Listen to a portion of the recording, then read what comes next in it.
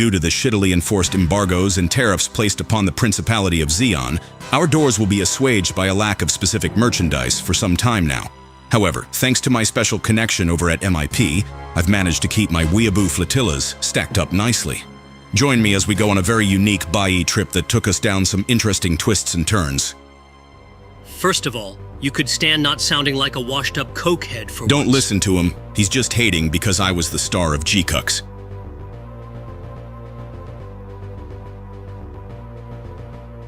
After scouring the web for books and slaying a variety of scalpers, I ran across a very unique store that seemed no more than a junk shop.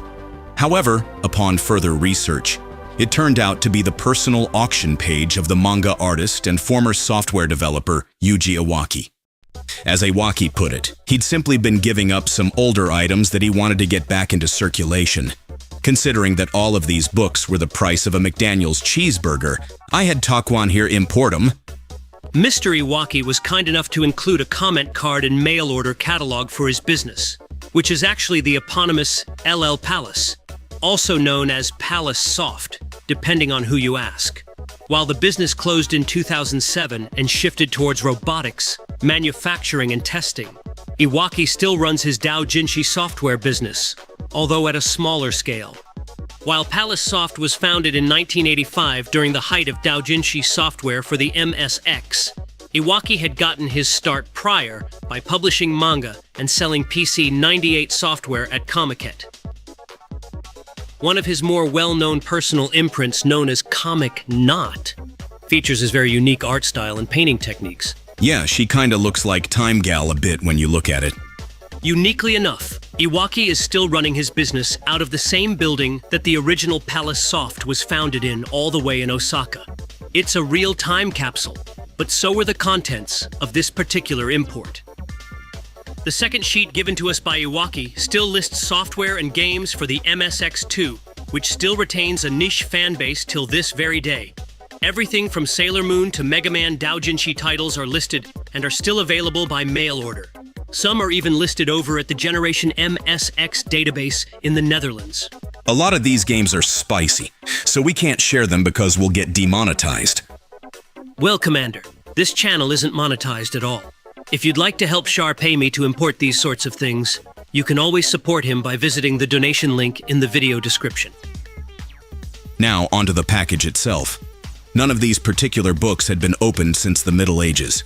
A lot of these are 90s titles from when Palace Soft was up and running, and the packaging was so old that it was falling apart in my hands. Kinda like your new friend Chalia Bull, eh, Char? Hey, you hop the fuck off right now. Don't be mad at me for finding something new. As you can tell, Char has a thing for antiques, including old men.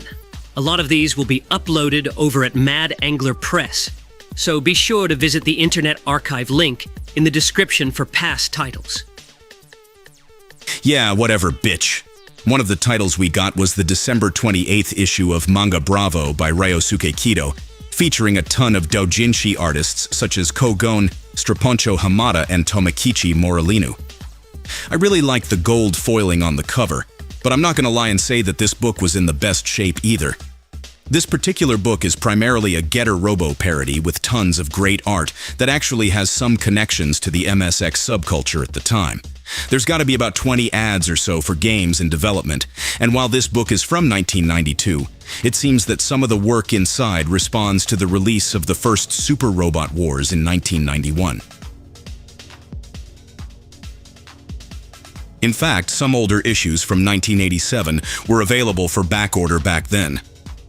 There was even a supplemental text included in the back of the book for Manga Bravo's first issue, organized by the circle Cloud Planning. There's something about these old, rusted-out staples that are pretty endearing to me personally. But all in all, this is a supplementary book of sorts. But gosh, it's got some pretty decent illustrations within it.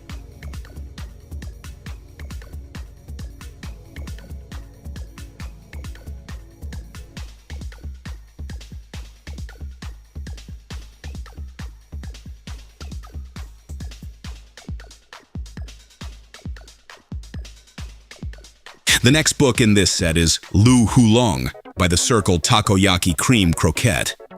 Published by Tsuyoshi Igarashi and Yuki Akagoi, This appears to be a second printing from its original May 1989 issue. There's some changes in the art direction, so this second edition has work in it from around 1991, and the back has an invitational that's handwritten by the authors. Pretty much, it's an illustration anthology with some Ranma 1/2 and Macross bits and pieces.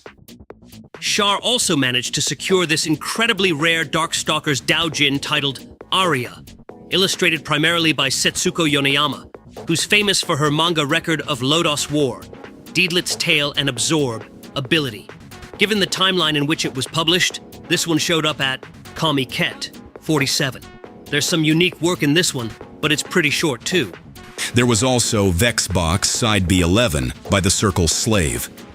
I'm not for sure the exact authors behind this work as it's an anthology, but Akazurai Nishigami and Nishiyama Ren are mentioned as contributing authors. The main illustrator seems to be a Kazumi Akon, who also goes by Atogaki. This is an example of a book that sort of follows along the aesthetics of Tsukasa Kotabuki's earliest works proportions-wise, and considering it's from 1993, it's right on point. Speaking of Kotabuki, we also managed to secure his collaborative tabletop RPG Odessa. Tsukasa is well known for being the character designer of Saber Marionette J, the creator of Ragnarok, as well as being the character designer for several SNK and MSX games, among other things. However, Tsukasa first got his start as an erotic doujin artist right around the same time, proved his mettle, and soared higher than ever. He just liked me for real. Yeah, sure, whatever. Anyways, while a doujin, this is an unconventional one, as it has setting documents, maps, and even sheets for the reader to create their own characters for the campaign. Published while Tsukasa was with the Circle Eterna, this one is from 1991, making it one of his earliest collaborative works. The other books are too spicy to share on the YouTube, but as it stands, we got some late 80s and early 90s works such as the one shown here. Many of them don't have immediate authors noted, but come from 1989 to around 1993 or so. Pretty much, we both think these were at Kami Ket. There's heavy mention of the Circle B's Club, not to be confused with the mecha subculture magazine B Club, however. I own B's Club's first issue, which we'll show in another video, but as it stands, the Circle was very prolific during the 1990s in doujin distribution, and boasted a somewhat exclusive array of well-known manga artists and designers. Lots of the pages are pretty unique in their layouts, but as we can only show so much, here's a few of the samplings.